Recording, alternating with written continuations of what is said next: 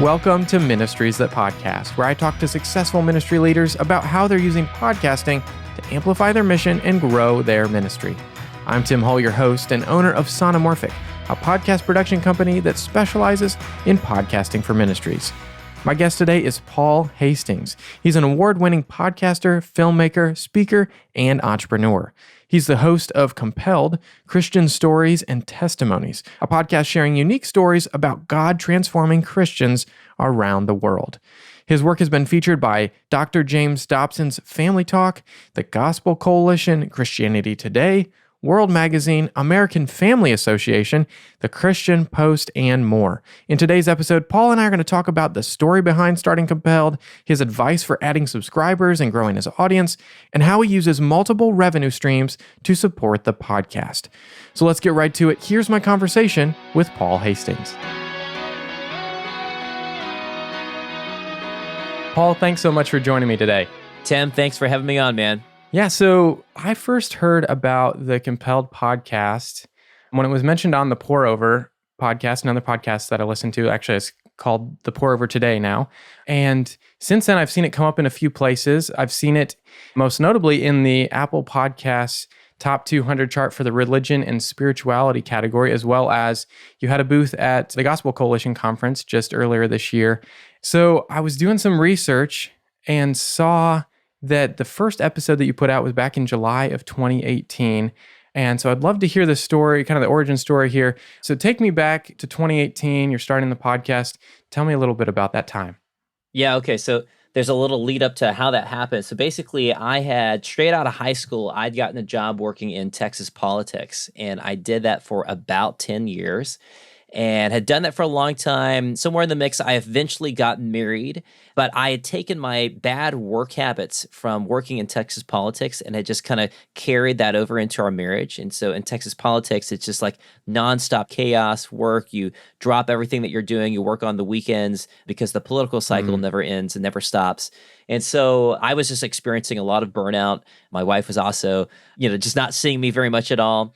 And so at the end of I think it was the 2018 primaries in Texas, we just kind of looked at each other and just said, we've got to stop. We just got to find something else that I can do to provide for the family.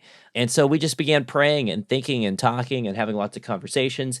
And somewhere in the mix there, we went on our very first family vacation. And on this family vacation, it was me, my wife, and we had a 1-year-old daughter at that point. And so we went and flew to Cincinnati, and we went to the Creation Museum from Answers in Genesis, and then we went to the Ark Encounter, and then we drove to the Indianapolis Children's Museum, and then we drove down to Tennessee, and we went to the Christian Worldview Film Festival. So we're being surrounded by all these sort of very different things. This is the first time I'd ever taken a family vacation. It was 2 weeks away from work, and just kind of creatively being exposed to things and ideas and seeing things presented with excellence in the Ark Encounter. All this cool stuff was going on. And we capped it off, though, with the Christian Worldview Film Festival. And I'd had a background in filmmaking because I'd done a lot of commercials for clients and stuff like that. And so we're here at the Christian Worldview Film Festival, and we're hearing stories and interacting with other filmmakers and stuff and creators. And somewhere in the mix there, I had also read a book called Nothing to Lose, Everything to Gain. And it's a so-so book. It's okay. It's like a business bio. But at the very end, it had an excellent suggestion, which was that if you're ever at a crossroads for your career, you should take out a sheet of paper and begin writing down a list of everyone that you know, everything that you've done, everything that you own, roughly, and just make a huge list. And as you make these huge lists of things, you might begin to see patterns. And so on this trip, again, we're thinking, what could we do that's different? And so we began just kind of doing that exercise, and eventually just kind of hit me like a ton of bricks. Wow, I feel like I know a lot of people on this list that have really interesting stories how Jesus transformed their life. And as a kid, I'd always been really transfixed on stories because I would always fall asleep during church sermons. But when the pastor started to tell a story about his lawnmower or whatever, an incident that he had, I'd always wake up just for that story. And as soon as he was done talking about the story, his illustration, I would fall right back asleep. And I had realized that as a young adult also, that was like, that's really weird. Like my friends aren't necessarily like that. Like I think I'm extreme in that way. Like I'm really fixated on stories. Anyway, so I said, hey, we're at the film festival. I know what I'm going to do. We'll just find these people with awesome testimonies and turn them into video testimonies, like 5-minute short films. And so that's what we were going to do. But then, as I was thinking about that, I was like, that's a lot of time and money. Because I'd done film before, right? I'd done the commercials and I knew it was like, yeah, that's a lot of time. That's a lot of money. And then I thought, hey, this podcasting thing, it's audio only. There's no video. How hard can that be, right? It'll be so much cheaper, so much faster. It'll be so much simpler. And so I had the audacity then to call up one of my friends from the festival, because now we're back at home, right? I had the audacity to call up a friend of mine. And I'm like, hey, bro, I know that you're like a full-time, paid video editor, but I would like you to volunteer to edit my podcast for free. It'll be good for your portfolio. And he had never done a podcast before. And he's like, well, what kind of time commitment is that? And I'm like, oh, I don't know, couple hours a week, something like that, because I'm just going to roll into these interviews. I'm going to be such a great interviewer. The story will just literally tell itself. It'll be so easy. I'm just going to hand you an audio file, and all you got to do is just, add a little music to the beginning and the end and just roll with it. And to my horror nowadays, my friend said, sure. And so he and I both committed to each other on the phone that we would complete one full season. I see you, Tim. I see you snickering over there. Like, I mean, can you believe like our ignorance, right? And so, of course, I show up to my very first interview. And it was a friend of mine. She's 70 years old. She's almost 80 now, actually. And she had a really cool testimony. She grew up in a really messed up household, and she should have gone to prison, basically. But the Lord intervened, and she ended up now leading a ministry for women that are in prison for the last 50 years. And she ended up being the death row counselor for the first woman executed in Texas in 100 years. And just a lot of cool stories that she had to tell, how she'd seen God at work in her life and in the lives of others. Well, I show up to this interview and I had a rough idea of her testimony, but I'm just like listening and I'm just like, what? And 2 hours later, I walk away with all this audio footage, which is awesome stories, but me just being like, what? And it just sounded awful, and it didn't make sense. And I send this over to my editor, and he tries to edit something, and he sends it back. I'm like, that's awful. And we send it back and forth. And then I'm like, well, no, we've got to introduce, like, we need context, because we're slicing it down to 45 minutes, but we need context. And so I'm back in my house trying to pretend that I'm still in the interview space and I'm recording a quote unquote brand new question, but pretending I'm still there in this space. And before we know it, at the end of the season, my editor and I compared notes, and he had been spending roughly 20 hours on each episode that were released. Oh, and yeah. I had been spending roughly 20 hours on each episode that we released. So between the two of us, we had created a full-time job creating this podcast. But at the end of that first season, we were like, wow, this was really worth it. And I can go into that later. But that's a long story, long answer to your short question there. But that's how Compelled first got started. Yeah, thanks for sharing that. So you had the idea, you started recording the interviews, you put out the first season. What was your goal in those early days? You're going from politics to podcasting. What was your dream on that? Yeah, great question. So unlike many other ministries, my goal was very selfish. My goal was simply to find out if I could do it as a full-time job. That was my whole goal, was could we make this into a career path? And so we launched that first season, and our download numbers did not show that it was going to be a full-time career. But the feedback that we received from listeners was really encouraging. And it was really the first time that I had launched a project like this where I had full creative control over what was coming out. Like there was no other client I had to answer to. I was the client. So I could decide what was going to be in the edit or not. And it was the first kind of project like that where also I was publishing consistently. And there definitely was some type of adrenaline rush I was getting from each week of launching a brand new episode and receiving feedback from listeners. I think when we finished our first season, we were doing roughly about 300 downloads a week. But according to my projections, in order to be able to do it self-sustaining full-time, we needed to be doing closer to around 20,000 downloads a week So we were literally like 1.5% of the way there. But still, after that first season, I was pretty convinced, like, I think there's something here. There's a lot of potential. And I think with some refinement, we might be able to find a better groove. Yeah, totally. And now after like 5 years of podcasting, you recently crossed the 1 million download mark. So congratulations on that. You've come a long way in 5 years. That's a huge milestone. So let's dive into that success a little. How has podcasting helped you grow what started out as just an idea to where it is now? Yeah. So initially, our goal with the podcast was that we wanted to make it into a full-time, self-sustaining career path for us so that I could leave politics. And for the first probably let me think here. It took us about 5 years to reach that point. So for the first 4 years, what I did is I would work full-time for other clients. I was still doing political work. Eventually, that kind of shifted over into business marketing instead. So I'd work full-time for a client for about an entire year. And then I would take off about 3 months and just end all the client work and just take 3 months and focus entirely on the podcast. Okay. And we would bust out an entire season from beginning to end, editing like crazy, releasing like crazy. I mean, it was a really wacky time period. And then as soon as we were done with that, then I would go back to the client work another year, save up my money, so that we could live, and then just rinse and repeat. So we did that for about 4 years. And we started receiving donations, and the show was essentially tripling in size each season that we would release. Okay. So that first season, we were doing about 300 downloads a week. Second season, we did about 1,000 a week. Third season, we did about 3,000 a week. Fourth season, we did about 8,000 a week.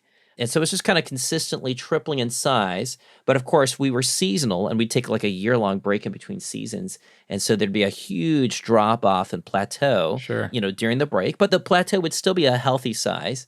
But then as soon as we came back in the season, we'd ramp right back up to where we left off beforehand, and we'd grow a little bit more at that point. Obviously, those numbers cannot always triple forever and ever and ever. And we've kind of hit that plateau now. We're no longer tripling in size.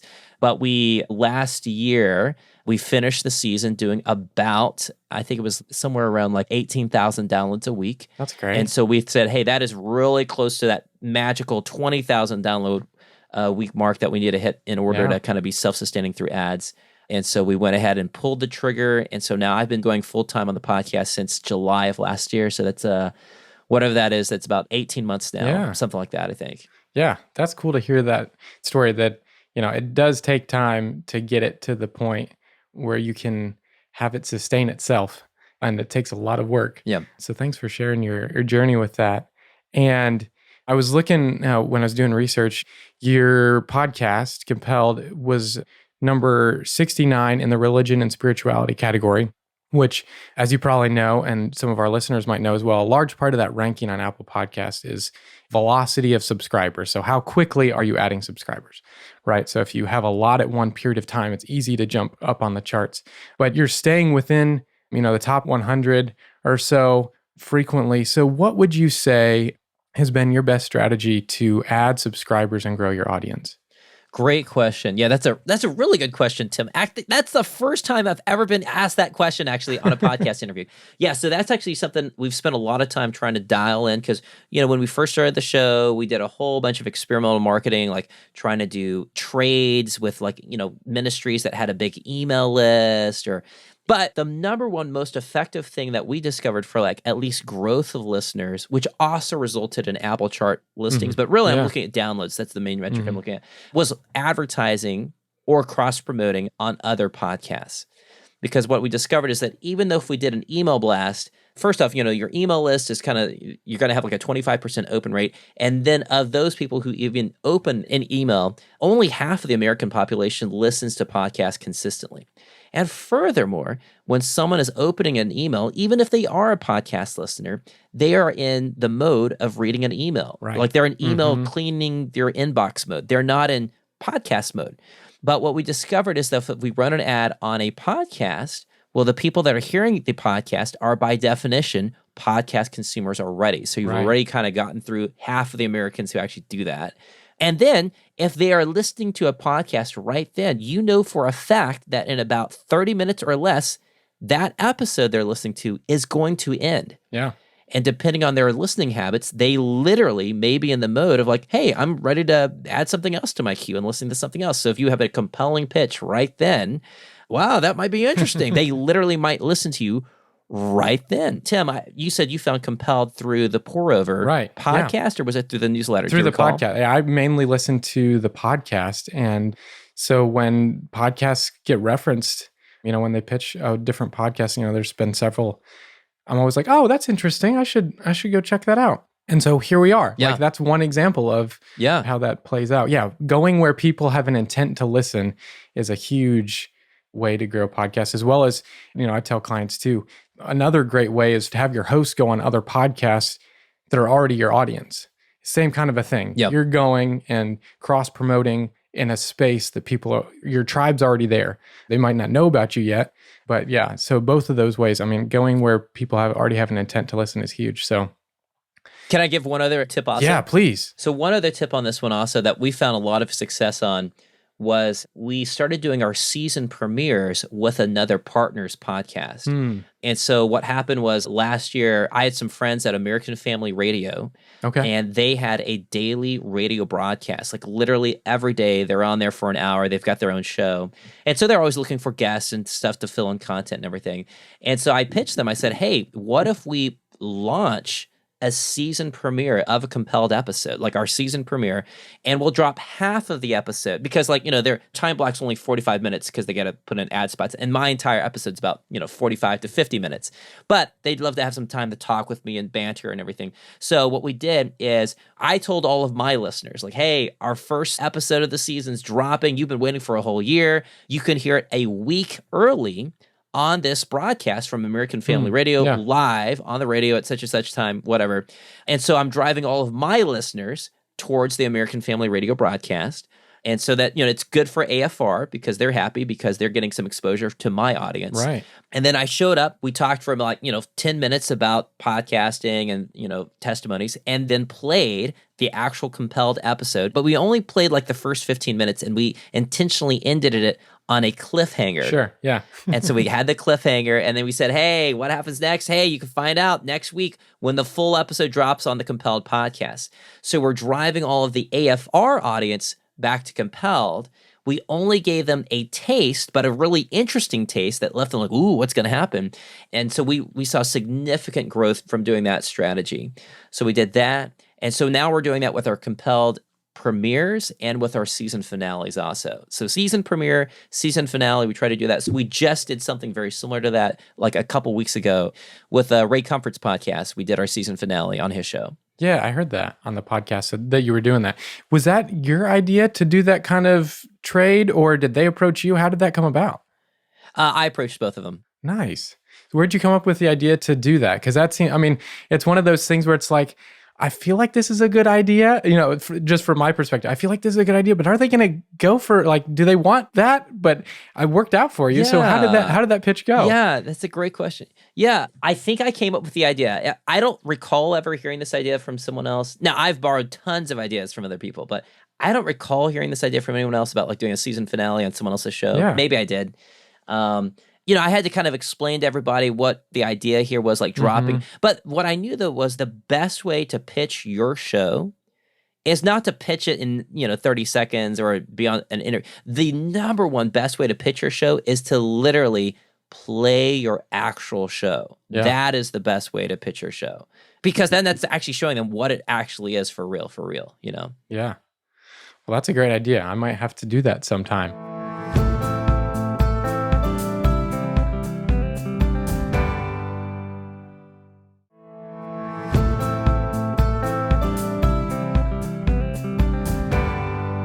You release seasons of your podcast, and frequently with several months, and you've mentioned even as much up to a year in between seasons. So first question with that is, what brought you to decide to do seasons? It sounds like a little bit was just based off of your work schedule, but why did you land on that as the way to go? And then I have another question after that, to dive into that a little deeper. But yeah, so when we first started, the seasonal approach was we knew that from season one, we just wanted to say, hey, we're just doing a season. That way we could just kind of we didn't know, was this going to be sustainable or not, right? Sure. I had told my friend, like, hey, 2 hours a week, but I didn't know for sure, right? And like Yeah. in the back of your mind, you're always like, well, and of course I horribly underestimated by like 200%, 2,000%, whatever it is, horribly underestimated.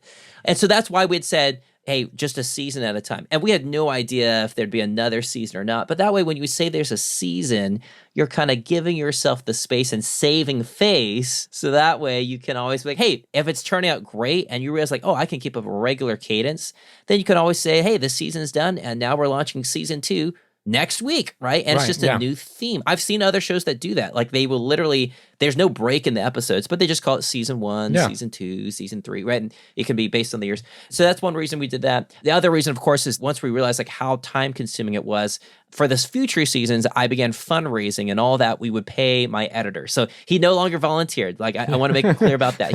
He volunteered so faithfully that very first year, but the second year I was like, I can't do this to you again, man. So we do pay him now. Everyone on the team is paid now. And so, but I had to make money to feed my own family. So that's another reason why we had to take those long seasonal breaks just so I could, earn money to feed the family. But now that we're doing this full time now, we've changed our cadence. So instead of releasing an episode every week and doing a season at a time and taking a huge long gap, what we're now doing is we're releasing an episode every other week.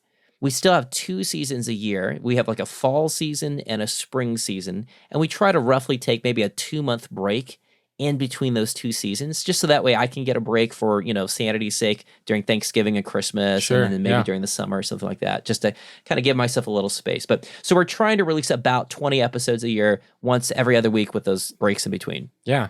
So along with that, are you working in between seasons, or are you specifically like, this is the block of time that I'm going to dedicate to this season, and then we're actually going to have a break, and then we'll come back to it? Or do you find yourself like, okay, well, this season has done publishing, but now I'm working on the next one, and that time in between kind of has become just preparing for the next one? Or have you found yourself being able to give yourself a break? It sounds like it's kind of a newer thing that you're doing, so I would love to hear. Yeah, it's a newer thing, so I don't have a good answer about what I'm hoping to do, though, is we are hoping to do the latter, what you described. We're hoping to work ahead of schedule.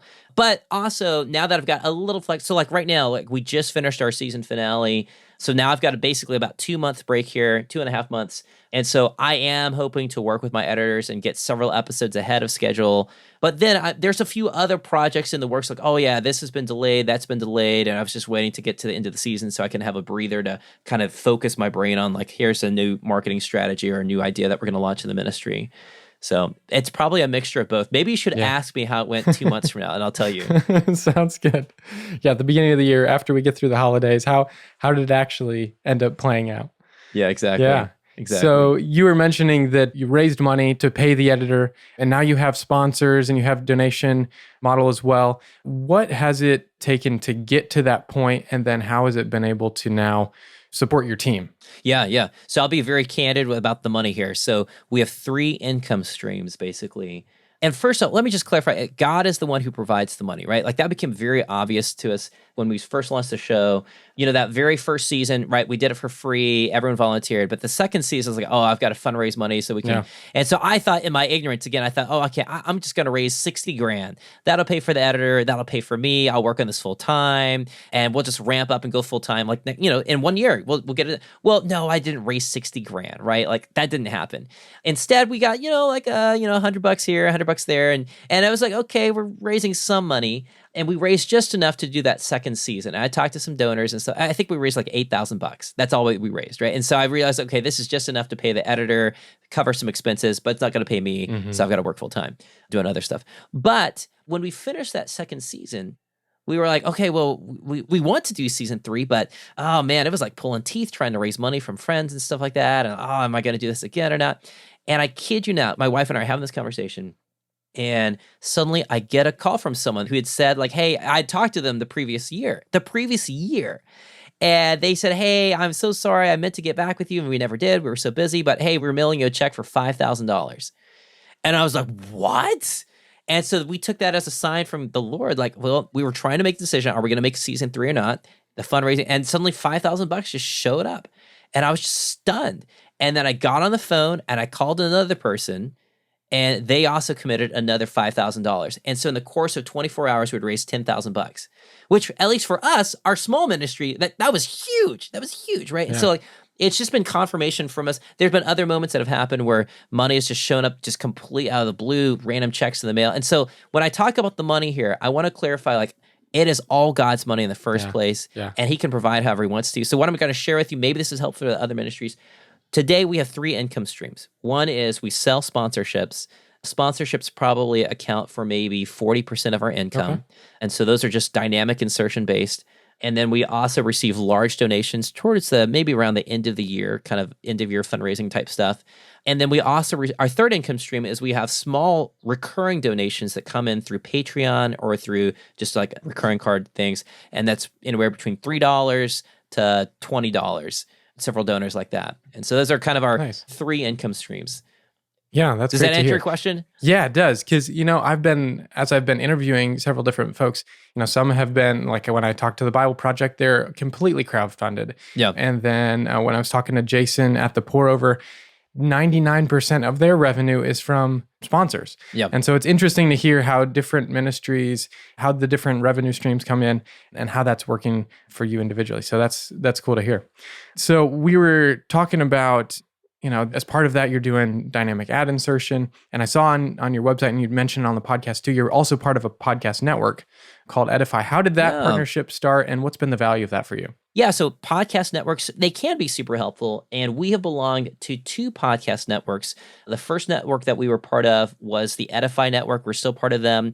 They are an offshoot of the Christian Post, actually. Okay. And so the main benefit for us was that we would, because they're part of the Christian Post, occasionally there will be open advertising inventory on the Christian Post website or on their email list. And if there's open ad inventory that was not going to be filled anyways, sometimes they will throw a free ad in there from one of their 100 other members of their podcast network. Yeah. But there's like 100 members, right? So like, you don't know, it's kind of ad hoc, so you don't know if you're going to get chosen or not, but it's happened for us a few times. We've been blessed that way. And then in return, at the beginning of all of our episodes, we always say, hey, we're part of the Edify Podcast Network. And it's basically like a 10-second ad driving people back to the Edify app. So that was one benefit there. We belong to another podcast network, which was a white label network. So that means we never said it publicly. Although it's fine for me to say this, but we never said it publicly on our show. There was no requirement to do that. And that was part of the Christianity Today white label network. There's about maybe 10 or 15 shows that were part of that network.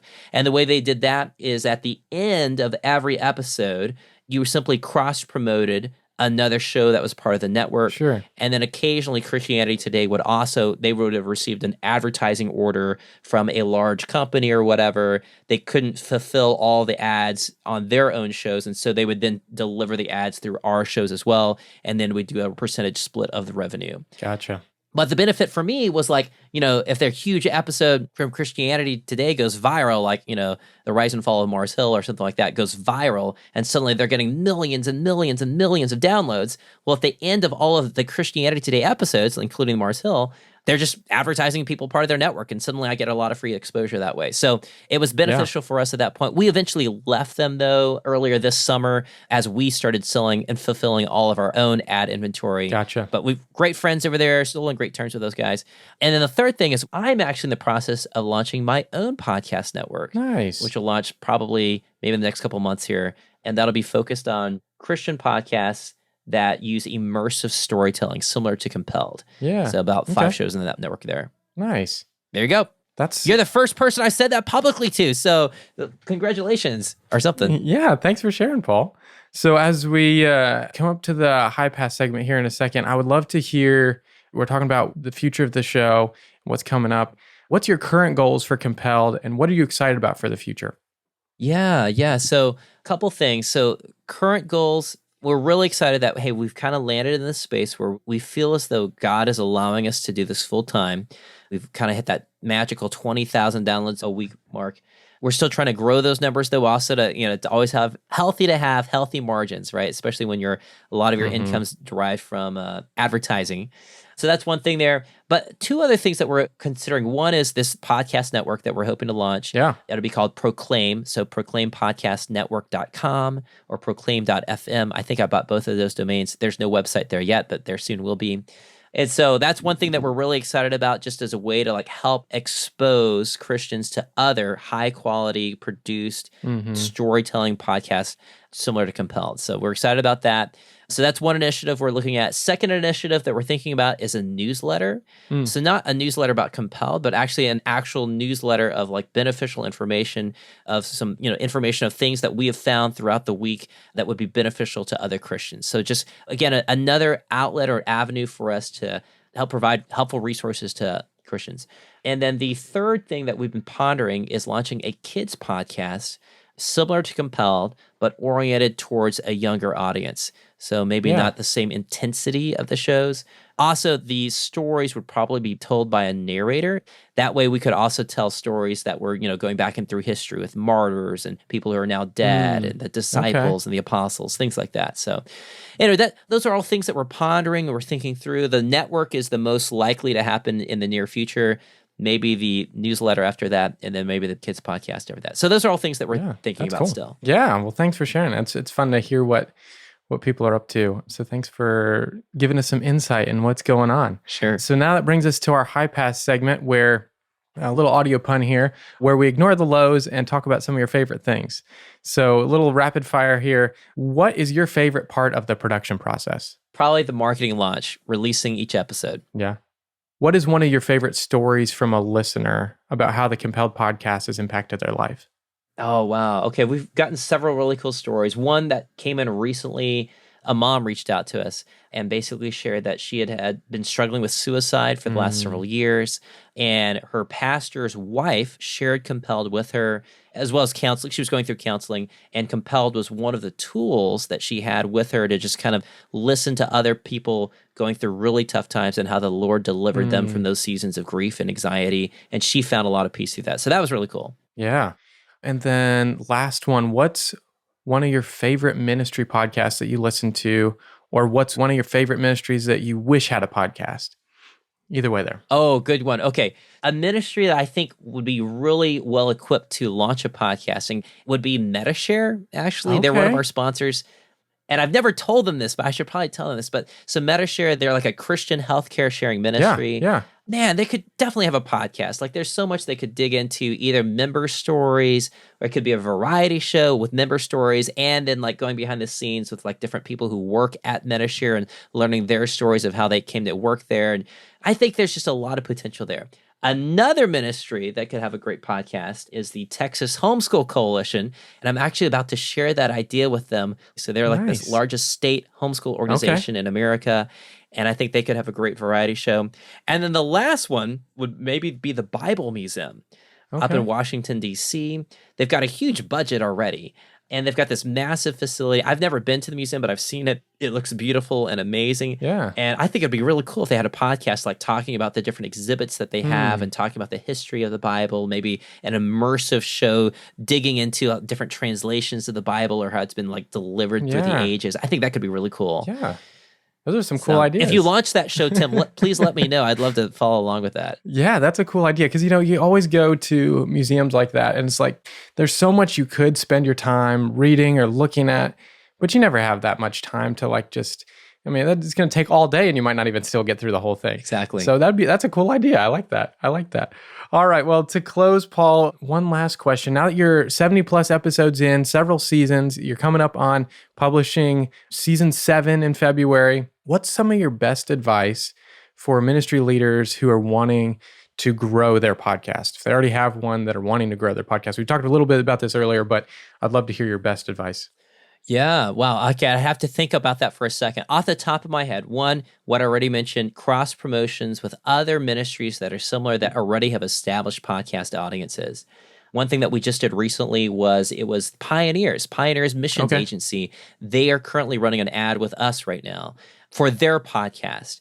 And so, hey, if someone wants to run a podcast ad on my show, let me know. Maybe a good fit, maybe it's not. But so that's probably one great way is like look for other similar podcasts or podcasts that are serving a similar audience and try to run ads there. Or if they won't take ads, like paid ads, maybe you can do a cross-promotional swap instead. So I'd encourage that.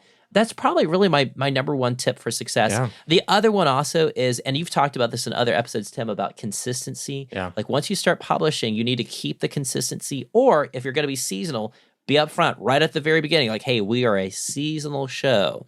That way the audience doesn't think like, oh, they're flakes because they published some episodes and then they just dropped off the board. What's up? They're not serious about it, right?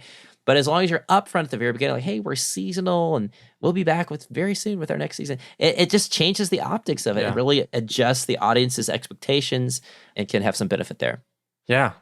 Well, great advice, Paul. Thanks so much for taking the time today to chat with me and share your journey with Compelled and some of your wisdom around podcasting as well. It's been a lot of fun. Awesome. Glad to be here, man.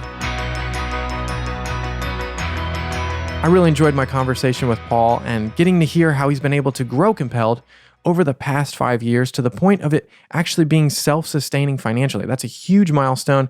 Way to go, Paul. Keep up the great work, man. I also loved hearing his strategy for adding subscribers and growing his audience through advertising and cross-promoting on other podcasts. I mean, going where people already have an intent to listen to a podcast, that's been one of the best ways that he's grown his audience, and that's the advice that I give my clients as well. So it's really cool to hear a success story of how that's played out for Paul and Compelled. You can listen to Compelled Christian Stories and Testimonies with the link in the show notes. Go check it out. Well, that's going to do it for this episode of Ministries That Podcast, produced by Sonomorphic. If you enjoyed today's episode, text it to a friend or share it on social media. Together, we can help more ministries grow and thrive through podcasting. And if you haven't already, follow or subscribe to the podcast so you don't miss out on the next episode, and leave a 5-star review while you're there. Now, come back in 2 weeks to hear from Elizabeth Woodson, founder of the Woodson Institute and the host of Starting Place with Elizabeth Woodson. We're going to talk about what led her to start her own podcast in addition to another podcast that she gets the opportunity to co-host, why she chose to break her podcast up into seasons, and how the podcast plays into her greater strategy for the Woodson Institute. Well, until next time, keep encouraging your audience as they follow Jesus.